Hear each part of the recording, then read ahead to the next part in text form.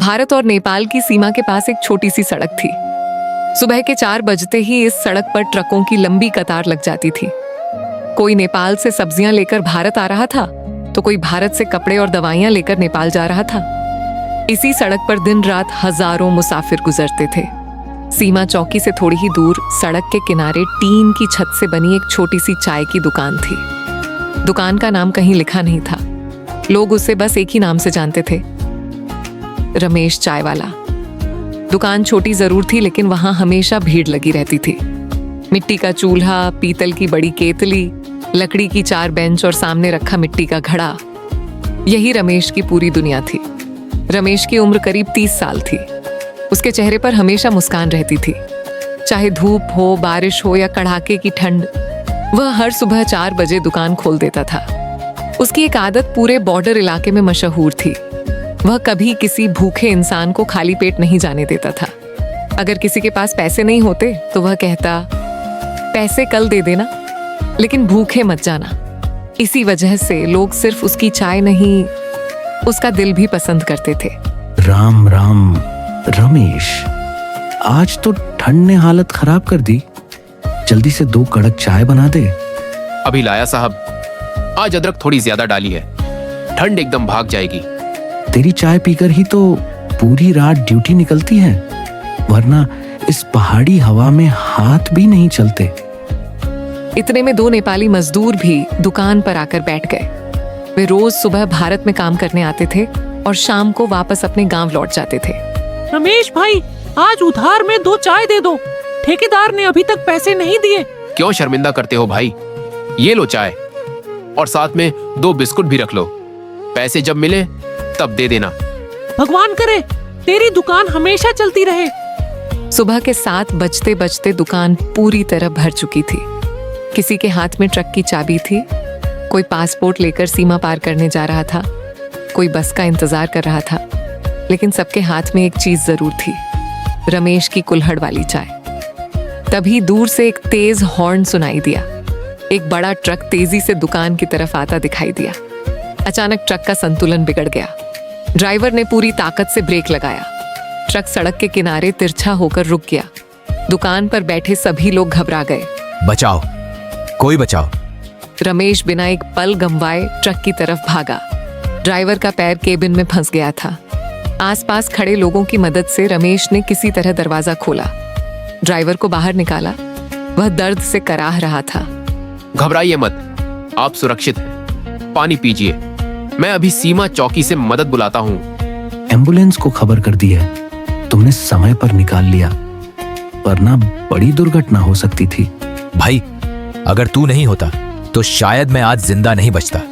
भगवान ने बचाया है, मैंने तो सिर्फ अपना फर्ज निभाया है। पूरा दिन इसी घटना की चर्चा होती रही। हर आने जाने वाला रमेश की तारीफ कर रहा था, लेकिन रमेश के लिए ये कोई बड़ी बात नहीं थी। वह फिर से चूल्हे के सामने खड़ा होकर चाय बनाने लगा। शाम होते होते मौसम फिर बदलने लगा। पहाड़ों से काले बादल नीचे उतर आए, तेज हवाएं चलने लगीं। कुछ ही देर में मूसलाधार बारिश शुरू हो गई। सड़क लगभग खाली हो गई। जो मुसाफिर जहां था वहीं रुक गया। रमेश की दुकान फिर लोगों का सहारा बन गई। बारिश लगातार बढ़ती जा रही थी। उसी समय सड़क के दूसरी तरफ से एक बूढ़ा आदमी धीरे धीरे चलता हुआ दिखाई दिया। उसके हाथ में पुराना कपड़े का बैग था, कंधे पर भीगा हुआ कंबल पड़ा था। बारिश से उसके कपड़े पूरी तरह भीग चुके थे। वह कांपते हुए दुकान के अंदर आया। उसने चारों तरफ देखा, फिर चुपचाप सबसे कोने वाली बेंच पर बैठ गया। बेटा, अगर एक कुल्हड़ गरम चाय मिल जाए तो शायद शरीर में जान आ जाए। अभी लाया बाबा, आप पहले ये तौलिया ले लीजिए। भीगे कपड़ों में बैठेंगे तो तबीयत खराब हो जाएगी। नहीं बेटा, पहले मेरी बात सुन लो। मेरे पास चाय के पैसे नहीं हैं। मैं सुबह से चल रहा हूँ। जेब में जो थोड़े बहुत पैसे थे रास्ते में कहीं गिर गए। अगर मना कर दो तो मैं बिना शिकायत चला जाऊंगा। दुकान पर बैठे कुछ लोग एक दूसरे को देखकर मुस्कुराने लगे। एक आदमी ने धीरे से ताना मारा, आजकल तो भीख मांगने के भी नए तरीके आ गए हैं। पहले चाय, फिर खाना, फिर पैसे। लगता है बाबा ने सही दुकान चुन ली। रमेश तो किसी को मना ही नहीं करता। बूढ़े आदमी ने शर्म से सिर झुका लिया। वह उठकर जाने ही वाला था कि रमेश ने उसका हाथ पकड़ लिया। बाबा, मेरी दुकान से कोई भूखा नहीं जाता। ये लीजिए चाय और ये गर्मा गर्म आलू के पकौड़े। आराम से खाइए, पैसों की चिंता मत कीजिए। बेटा, तुम्हारे माँ बाप ने बहुत अच्छे संस्कार दिए हैं। आज तुमने सिर्फ मुझे खाना नहीं खिलाया, एक अनजान इंसान का सम्मान बचाया है। बूढ़े आदमी की आंखों में आंसू थे। रमेश मुस्कुराकर वापस चूल्हे के पास चला गया, लेकिन उसे बिल्कुल भी अंदाजा नहीं था कि जिस इंसान को उसने मुफ्त में चाय और पकौड़े खिलाए हैं वह कोई साधारण मुसाफिर नहीं, बल्कि ऐसा व्यक्ति है जो अगले ही कुछ दिनों में उसकी पूरी जिंदगी बदलने वाला है। अगली सुबह आसमान बिल्कुल साफ था। रात की बारिश के बाद पहाड़ और भी खूबसूरत दिखाई दे रहे थे। भारत नेपाल बॉर्डर पर फिर से वही रौनक लौट आई थी। ट्रकों की लाइन लग चुकी थी। सीमा चौकी पर जांच चल रही थी और रमेश हमेशा की तरह सुबह 4 बजे से चाय बना रहा था। लेकिन आज उसके मन में एक ही सवाल घूम रहा था, कल वाला बूढ़ा आखिर गया कहाँ? उसने बिना कुछ बताए दुकान क्यों छोड़ दी? रमेश कई बार सड़क की तरफ देखता, फिर वापस चूल्हे पर चाय चढ़ा देता। तभी एक ट्रक दुकान के सामने आकर रुका। उसमें से वही ड्राइवर उतरा जिसकी जान रमेश ने एक दिन पहले बचाई थी। रमेश भाई, आज मैं सिर्फ चाय पीने नहीं आया हूँ। अगर तुमने कल मेरी मदद नहीं की होती तो शायद आज मेरे बच्चे अनाथ हो जाते। ये मिठाई मेरे परिवार की तरफ से है। भाई, इसकी क्या जरूरत थी? मैंने तो वही किया जो किसी भी इंसान को करना चाहिए। नहीं रमेश, आजकल हर कोई ऐसा नहीं करता। तुमने बिना सोचे अपनी जान जोखिम में डाल दी। मैं ये एहसान जिंदगी भर नहीं भूलूंगा। दुकान पर बैठे सभी लोग रमेश की तारीफ करने लगे। उसी समय सड़क के दूसरी तरफ हलचल शुरू हो गई। कुछ मजदूर एक बड़ा बोर्ड लगा रहे थे। लोग उत्सुकता से उधर देखने लगे। कुछ ही देर में बोर्ड पर लिखा नाम साफ दिखाई देने लगा। बॉर्डर रॉयल्टी कैफे, एक बड़ी और आलीशान चाय की दुकान, कांच की दीवारें, रंग बिरंगी लाइटें, कई कर्मचारी, बड़ी पार्किंग और उद्घाटन के पहले 3 दिन चाय बिल्कुल मुफ्त। पूरे इलाके में इसकी चर्चा शुरू हो गई। अरे रमेश, अब तो तेरी दुकान मुश्किल में पड़ गई। इतनी बड़ी दुकान के सामने कौन तेरे यहाँ आएगा? सही बात है, लोग अब एसी वाले कैफे में बैठेंगे, ये छोटी सी दुकान कौन देखेगा? रमेश ने उनकी बात सुनी। एक पल के लिए वह चुप हो गया, फिर मुस्कुराकर वापस चाय बनाने लगा।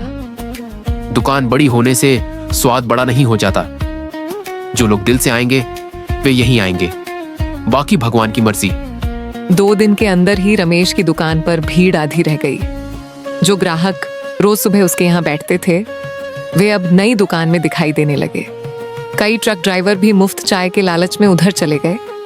शाम तक रमेश ने देखा आज उसकी कमाई आधी से भी कम हुई थी। घर लौटते समय उसके चेहरे पर पहली बार चिंता साफ दिखाई दे रही थी। रात को उसने हिसाब की पुरानी कॉपी खोली। कुछ पैसे बचत में थे, लेकिन अगर यही हाल रहा तो ज्यादा दिन दुकान चलाना मुश्किल हो जाएगा। उसने भगवान की छोटी सी तस्वीर के सामने हाथ जोड़ दिए। हे भगवान, मैंने कभी किसी का बुरा नहीं किया, बस इतनी कृपा करना कि मेरी मेहनत बेकार ना जाए। अगले दिन सुबह एक अजीब घटना हुई। बॉर्डर रॉयल्टी कैफे में अचानक बहस शुरू हो गई। एक ट्रक ड्राइवर गुस्से में बाहर निकल आया। उसके पीछे कैफे का मैनेजर भी था। मैंने सिर्फ इतना कहा कि चाय ठंडी है। इतनी सी बात पर तुमने मुझे बाहर निकाल दिया। अगर पसंद नहीं तो कहीं और जाकर पी लो, हमारे पास ग्राहकों की कमी नहीं है। ये सब रमेश की दुकान से साफ दिखाई दे रहा था। ट्रक ड्राइवर गुस्से में सीधे रमेश के पास आ गया। एक कुल्हड़ चाय बना दो। महंगी दुकान में इज्जत नहीं मिली। देखते हैं तुम्हारी चाय में अभी भी पहले वाला स्वाद है या नहीं। चाय अभी लाया, और हाँ, यहाँ चाय के साथ सम्मान भी मिलता है।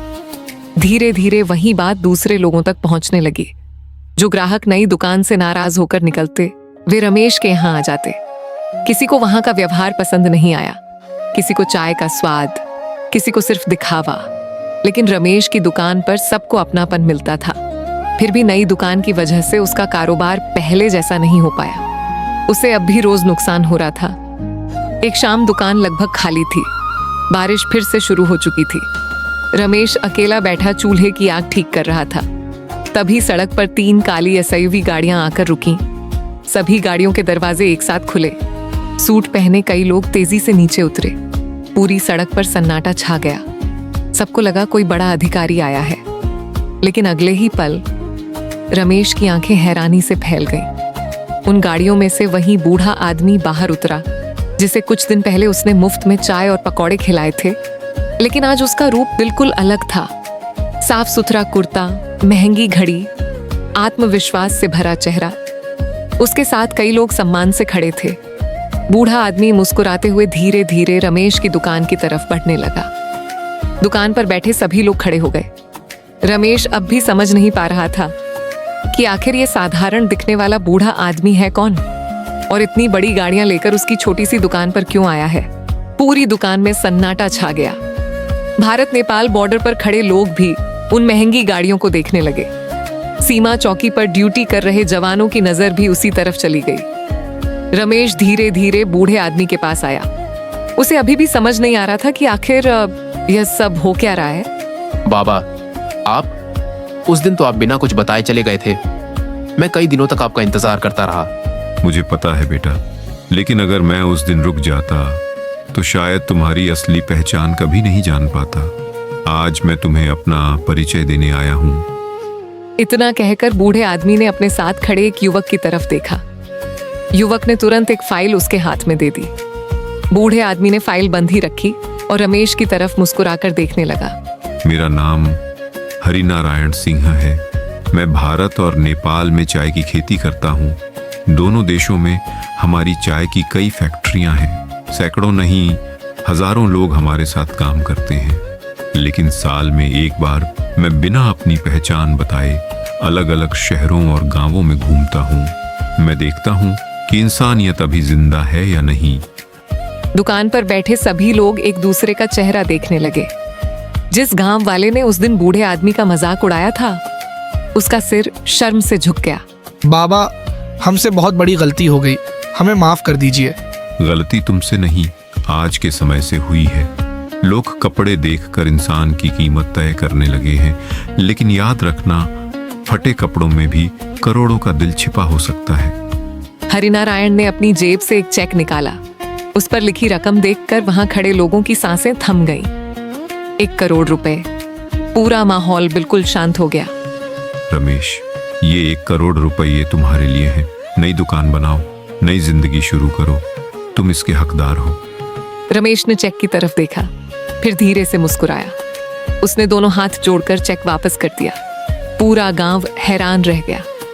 बाबा, अगर मैं ये पैसे ले लूंगा तो लोग कहेंगे रमेश अमीर आदमी की मदद से बड़ा बना। लेकिन मैं चाहता हूं जिस दिन मेरी दुकान बड़ी हो, उस दिन लोग कहें रमेश अपनी मेहनत से यहां तक पहुंचा है। मुझे आपका आशीर्वाद चाहिए, मुफ्त का पैसा नहीं। हरिनारायण की आंखों में खुशी के आंसू आ गए। वह मुस्कुराए। उन्होंने चेक वापस जेब में रख लिया। इसी जवाब का इंतजार था मुझे। अगर तुम पैसे ले लेते तो शायद आज हमारी आखिरी मुलाकात होती, लेकिन तुमने मेहनत को चुना है। इसलिए अब मैं तुम्हें एक मौका देता हूँ। कैसा मौका बाबा? आज से भारत नेपाल बॉर्डर पर हमारी कंपनी की आधिकारिक चाय सिर्फ तुम्हारी दुकान पर मिलेगी। हम तुम्हें सबसे अच्छी चाय की पत्तियां देंगे, तुम्हें प्रशिक्षण देंगे, तुम्हारी दुकान को बेहतर बनाएंगे। लेकिन दुकान का मालिक हमेशा तुम ही रहोगे और एक भी गरीब आदमी यहां से भूखा नहीं लौटना चाहिए। क्या मंजूर है? बाबा, ये सौदा मुझे मंजूर है, क्योंकि इसमें मेहनत भी है और सम्मान भी। हरिनारायण ने मुस्कुराकर रमेश का हाथ पकड़ लिया। पूरी दुकान तालियों से गूंज उठी। सीमा चौकी पर खड़े जवान भी मुस्कुरा रहे थे। कुछ ही दिनों में रमेश की दुकान बदल गई। नई छत लग गई, नई मेजें आ गईं, लकड़ी की मजबूत बेंच रख दी गई, एक बड़ा चूल्हा बना। लेकिन रमेश ने एक चीज बदलने से साफ मना कर दिया।